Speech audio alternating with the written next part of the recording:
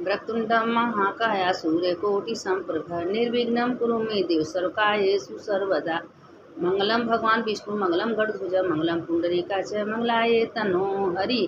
शंकर शंकर हर हर शंकर शंकर शंकर जय जय शंकर। मंगल भवन्य मंगलहारी उमा जपते त्रिपुरारी।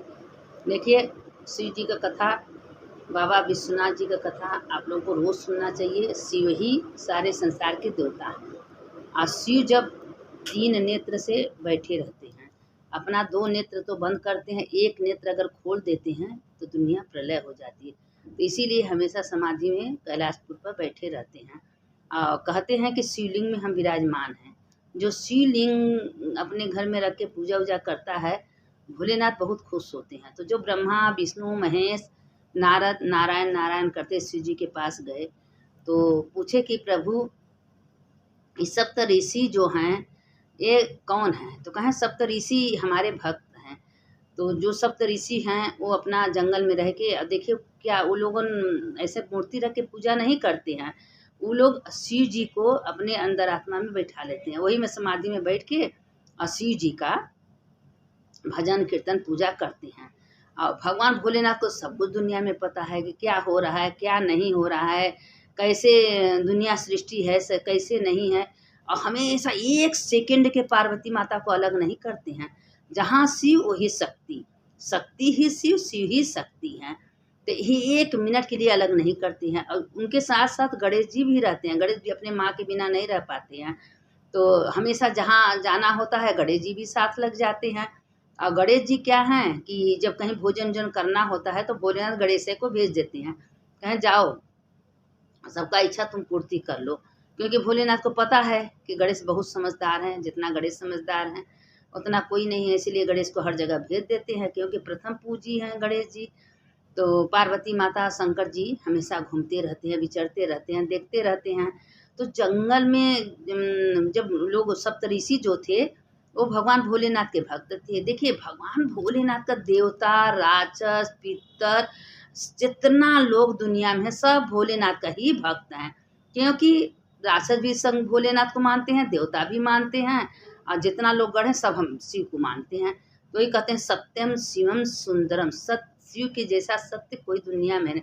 और शिव को सत्य बहुत प्रिय है। तो भोलेनाथ इतना दयालु हैं कि अगर कोई अपनी गलती का क्षमा भी जाके भगवान के सामने रो ले मांग ले तो भगवान क्षमा भी कर देते हैं, बहुत दयालु हैं। तो अपना पार्वती को माता को लेते हैं, नंदी पर बैठाते हैं, चल देते हैं। जाते जाते जाते जाते जंगल में गए और वहाँ विचर रहे थे, घूम रहे थे। शंकर जी पार्वती जी गणेश जी घूम रहे थे और घूमते घूमते देख रहे हैं कि एक लकड़हारा था और उसकी पत्नी गर्भवती थी। वो लकड़ी काटने जा रही थी, थोड़ा सा लकड़ी ले आते थे तो अपना कुछ बनाते खाते थे। और वो बच्ची को जन्म देते समय उसकी पत्नी मर गई। जब मर गई, अब देखिए पार्वती जी से भोलेनाथ तो जंगल में देख रहे हैं लोग, और देख रहे हैं आपस में लोग बात भी कर रहे हैं। और वही जंगल में शंकर जी पार्वती जी भी हैं, जंगल में ये सब चीज़ है। और पार्वती माता भोलेनाथ पार्वती देख रहे हैं। तो मर गए, तो मरने के बाद बड़े फिर मैं छोटी सी बच्ची लेकर लकड़हारा करे तो क्या करे, बड़े परेशान। अब वही में लोग कहने लगे कि भाई छोटी सी बच्ची है, तुम शादी कर लो दूसरा। अच्छा शादी तो कर लिया। शादी करने की जब सौतीली माँ आई तो कुछ दिन तो संभारी। उसके बाद एक दिन जंगल में लकड़हारा लकड़ी काटने जा रहा था तो कहा कि हम भी चलेंगे। कहे तुम अभी तुम्हारी छोटी बच्ची है, तुम कहाँ जाओगी? तो कहे मेरी कसम है, बच्ची को जंगल में छोड़ दो, हमको लेके चलो। बच्ची मरे या जिए उससे हमसे कोई मतलब नहीं। देखिए कथा हो, नाटक हो, पिक्चर हो, हर जगह सौतीली माँ अपना रूप दिखाई देती हैं। अरे बच्चा तो बच्चा, जब तुम उसकी जगह पर आई हो तो तुम संभालो। छोड़ के बच्ची को जंगल में चली गई। अब जंगल में चली गई और शंकर पार्वती सब देख रहे थे, सारे लीला देख रहे थे कि वो छोटी सी बच्ची जंगल में रो रही है अकेला। 1 साल की नहीं थी, 5-6 महीने की बच्ची थी। और उसके बाद से वो सब जंगल में गए लकड़ी काटने। अब गए जंगल में काटने, ओकरे बाद से जब वहाँ देखे तो एक गौ माता आई दौड़ी दौड़ी। अब गौ माता आई तो गौ माता देखे, गौ माता कौन थी? उसकी जो माँ मर गई थी तो गौ माता के रूप में जन्म ले ली थी। अब वो गौ माता दौड़ी दौड़ी आई तो गौ माता अब इंद्र से प्रार्थना करने लगी कि हे इंद्र, अभी छोटी बच्ची का रक्षा आपको करना है। अब उसी जगह एक चौबगला से ईटा बना दी। जितने जंगल में गौ, कम से कम हजारों गौ थे, सब गौशाला बन गया। उसी गौशाला में वो लड़की पलने लगी। और गौ माता रोज उसको दूध पिलाने लगी। गौ माता उससे बात भी करती थी। करते करते करते लड़की 10-11 साल को जंगले में रहने लगी। अब भाई जंगल में वो लड़की अपना फूल फल तोड़ती थी, अपना खाती पीती थी, खेलती थी वो जानवर के संगे। भाई उसको माता पिता तो जानवर न थे, उसकी सौतेली माँ जो है उसके पिता छोड़ ही दिए थे उसको। सोचे कि कोई जानवर खा गया होगा, मर गई होगी जंगल में। वो कभी खोजने भी नहीं आई, कभी पता लगाने भी नहीं आई। अब पार्वती शंकर जी सब देख रहे थे। अब देखते देखते क्या हुआ कि अब जब वो लड़की धीरे धीरे धीरे धीरे 11 साल 12 साल का धीरे धीरे उम्र बढ़ती जा रही है, जब बड़ी हो गई है, तब वो भोलेनाथ से पार्वती जी कहे, प्रभु आपको कुछ करना पड़ेगा, आप तो देवों के देव महादेव हैं, आप तो एक चुटकी में सारे काम कर सकते हैं, क्यों नहीं कर रहे हैं छोटी की बच्ची के संगे। तो भोलेनाथ कहे कि देखो तुम देखती जाओ, इस लड़की के भाग्य में जो लिखा है वो तो होगा, अपना कर्मानुसार भाग्य सब भोगते हैं। जन्म से पहले भगवान भाग्य बना देते हैं। अगर जन्म होना है जिसका ना, उसका भाग्य पहले भगवान लिख देते हैं। तुम्हारी जिंदगी में क्या क्या होना है, कितना दिन तुमको पृथ्वी पर रहना है, कब तुमको वापस आना है, अपने कर्मानुसार उसको फल भोगना पड़ता है। तो जैसे जैसे लोग कर्म करके जाते हैं उसी उसी तरह से उसका भाग्य भी भगवान बनाते हैं। अब अपना करते करते कुछ दिन बड़ी हुई, और गौ माता को अपना माँ समझी, वही माँ पिता सबको समझी, अपना रही। और गौ माता शाम को आती थी। तो एक दिन वही जंगल में एक बहुत बड़ा राक्षस आया। राक्षस आया तो उसका, बेटा दरवाज़ा खोलो, हम तुम्हारे लिए कपड़ा फल फूल मीठा लेके आए हैं। अब वो लड़की कांपने लगी। तब से एक आम का पेड़ था वही जंगल में, आम का पेड़ कह रहा है कि दरवाज़ा मत खोलना, तुम्हारे दरवाजे पे एक राक्षस अपना रूप बदल के खड़ा है। अब वो लड़की इधर उधर कांपने लगी। अब जब वो आवाज़ सुना राक्षस, तो आम के पेड़ को उठा के तोड़ दिया, एकदम जड़ सहित फेंक दिया। तो शाम की जब गौ माता आई, पूछी क्या हुआ बेटा, तुम इतना डराई क्यों हो। गौ माता अपने भाषा में उससे बात कर रही थी। तो वो कह रही थी कि माँ हम इसलिए डरा रहे हैं कि एक राक्षस आया था, आम के पेड़ बोला तो हमने दरवाज़ा नहीं खोला। उसमें इंद्र कह दिए थे कि एक लड़की खुद के दरवाज़ा खोल सकती थी कि गाय, और कोई दरवाज़ा खोल नहीं सकता। इसीलिए वो राक्षस को आम का पेड़ बताया, आम का पेड़ जड़ से उखाड़ के फेंक दिया, और हम दरवाज़ा नहीं खोले। कहें ठीक है बेटा, वही जंगल में एक राक्षस रहता, वही आया तुमको परेशान करने, कल उसको हम बताएंगे। अपना वो दिन सारे गौ माता को पहले से बुला ली, और गौ माता बुला ली। और फिर वही राक्षस दूसरे दिन फिर वही तरह आया, बोल रहा है बेटा दरवाज़ा खोलो। सोचा कि दरवाज़ा खोलेंगे तो लड़की को हम खा जाएंगे। वो लड़की को तो धीरे से गौ माता दरवाज़ा खोली, राक्षस अंदर आया। अब हजारों गाय के बीच में एक राक्षस क्या करेगा, उसको सींग सींग सींग सारे गाय मार डाली। राक्षस को मारते मारते राक्षस मर गया। फिर जमीन में गड्ढा खान के अपने सिंगे सिंगे करके सारे गौ माता उसको गड्ढे में डाल दी। कहें बेटा अब तुम निर्द्वंद हो, खेलो कूदो, कोई डर नहीं है।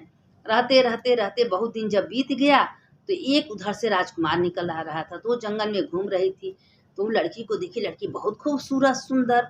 तो कहें तुम जंगल में कहाँ, यहाँ क्या करती हो। कहें मेरा घर यही है, मेरे गौ माता हैं और मेरे माता पिता कोई नहीं है, मेरा यही देखभाल करती हैं। तो कहें तुम्हारी माँ कौन है। कहें मेरी गौ माता हैं, हम यही में पले पोसे हैं। तो कहें ठीक है अपने माँ से हमसे मिलवाओ। कहें क्यों नहीं मिलवाएंगे, शाम को तुम आना, शाम को मेरी माँ आती है।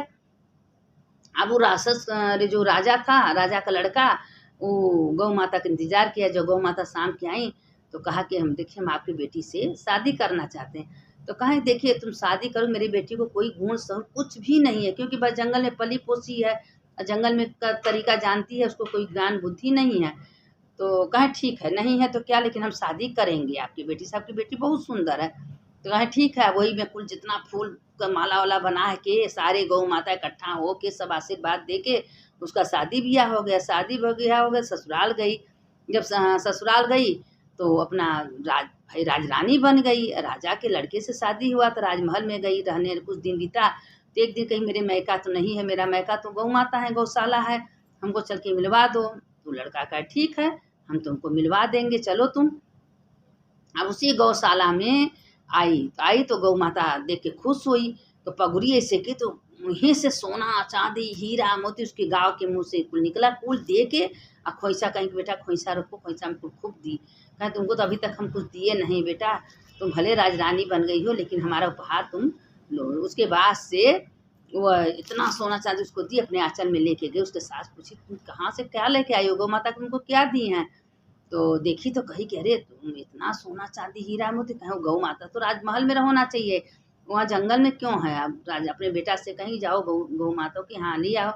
अब वो लड़का गया तो गौ माता से कहा, माँ तुम्हारे महल में चलो। कहें बेटा तुम्हारे महल में नहीं जा सकते, हमको तो इंद्र भेजे थे इस बच्ची को पालन पोषण करने के लिए, इसका दायित्व तो खत्म हो गया, हम अपने लोक में जा रहे हैं। तो गौ माता के रूप में आए इस बच्ची का पालन पोषण करने के लिए, क्योंकि बच्ची जंगल में अकेली थी, इसके माँ बाप सब छोड़ दिए थे। और ये शंकर पार्वती का सब लीला है, क्योंकि शंकर पार्वती माता जंगल में पड़ी थी। और शंकर पार्वती माता क्यों जंगल में थी? क्योंकि उसकी माँ भगवान शंकर को बहुत मानती थी। शंकर जी का पूजा करना, शंकर जी का नाम लेना, शंकर जी का आराधना करना। अब वो कहा कि बेटा हम तुम्हारे साथ नहीं जा सकते। अब इतने में क्या हुआ कि देखते देखते गौ माता जो है आकाश में चली गई। वो लड़का अपने घर गया, कहे कि माँ गौ माता नहीं आई। गौ माता कहे कि अभी बच्ची को पालने के लिए हम आए थे। देखते देखते गौ माता आकाश में चली गई, अब यहाँ नहीं है। तो कहें बेटा जाने दीजिए, आकाश में चली गई कोई बात नहीं है। कहना हो चलिए तुम्हारी पत्नी कहाँ जाए, अपने घर में रहने लगी। लेकिन उसकी माँ सौतेली कभी पता लगाने नहीं आई कि तुम्हारी बेटी है कहाँ, कहाँ गई है। अभी शंकर पार्वती माता करेगी, भोलेनाथ आप ही इस दुनिया में सबको बनाते हैं, आखिर ऐसा क्यों बनाते हैं कि इतना निर्दयी बना देते हैं वो अपने। लेकिन वो औरत कभी माँ नहीं बनी। माँ बनने के लिए लड़की को छोड़ दी कि अगर ये लड़की को पालेंगे तो माँ नहीं बन, लेकिन लड़की कभी औरत माँ नहीं बन पाई। और बाद में पछताने लगी कि अगर उस लड़कियों को हम पाले पोसे होते, कम से कम हमको माँ तो बुलाती, हम छोटी सी बच्ची को जंगल में छोड़ दिए। लेकिन वही पार्वती भोलेनाथ से कहीं, प्रभु निर्दयी लोग ऐसा कैसे होते हैं? अरे माँ तो माँ है, छोटा बच्चा है, अगर पालती पोसती उसकी जगह पाई थी, और उसको कैसे अकेला जंगल में छोड़ दी? ये सब तो लीला आप ही का है, आप ही ने कुल सब किया। कहाँ पार्वती, सब लीला मेरा ही है, हमारे ही लीला से दुनिया चलती है, हमारे ही लीला से दुनिया बनती है। तो वो जो जैसा कर्म करता है उसी हिसाब से उसको मिलता है।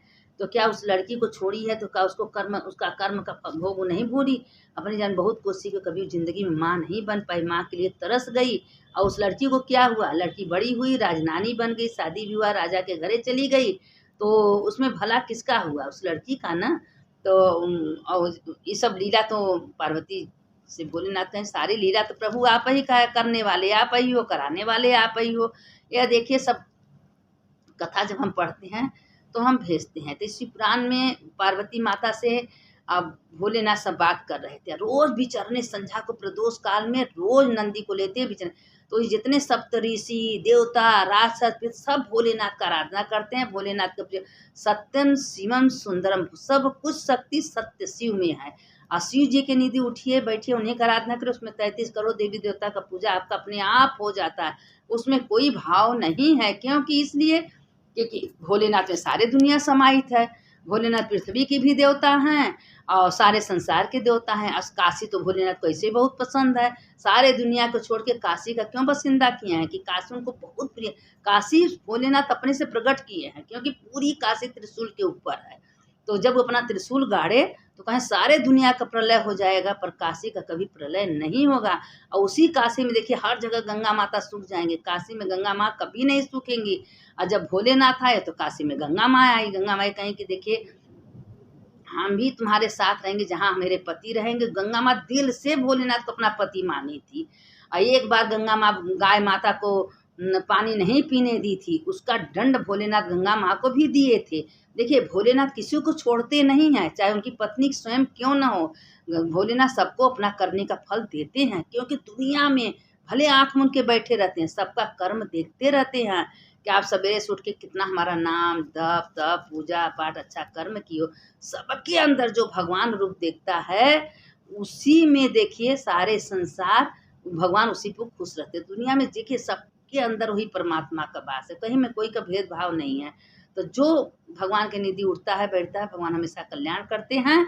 सुनने वाले की जय, सुनाने वाले की जय। इसके आगे कथा कल हम आप लोग को सुनाएंगे। हम जितना थोड़ा बहुत पढ़ते हैं हम आप लोग को भेजते हैं, क्योंकि हमें तो खुद इतना ज्ञान नहीं है, हम तो नाड़ी मूर्ख है। तो सुनने वाले की जय, सुनाने वाले कोई गलती हो जाएगा तो आप लोग क्षमा करिएगा। और थोड़ा सा अगर लाइक आप लोग कर देंगी तो अच्छा हो जाएगा, आप लोग भी पुण्य की भागी बनेंगी। हर हर महादेव, घर घर महादेव। हर हर महादेव शंभो काशी विश्वनाथ, गंगे माता पार्वती संगी। देखिए मंत्र हमेशा आप लोग बोला करिए, क्योंकि ये मंत्र में तीनों जने आते हैं। भोलेनाथ हमेशा कहते हैं जो काशी, गंगा और जो काशी गंगा का नाम लेता है और वाराणसी, तो उसमें तीनों आ जाते हैं। भोलेनाथ हमेशा खुश रहते हैं। इसलिए हर हर महादेव शंभो, काशी विश्वनाथ गंगे, माता पार्वती संग, ये मंत्र चलते उठते बैठते हमेशा बोलना चाहिए। हर हर महादेव, घर घर महादेव। सुनने वाले की जय, सुनाने वाले की जय।